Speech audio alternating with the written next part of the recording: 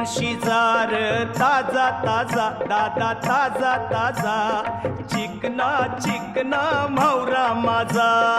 घेऊन शिजार ताजा ताजा दादा ताजा ताजा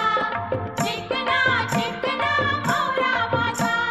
घेऊन शिजार ताजा ताजा दादा ताजा ताजा चिकना चिकना म्हावरा माझा घेऊन शिकार ताजा ताजा दादा ताजा ताजा चिकना चिकना म्हावरा माझा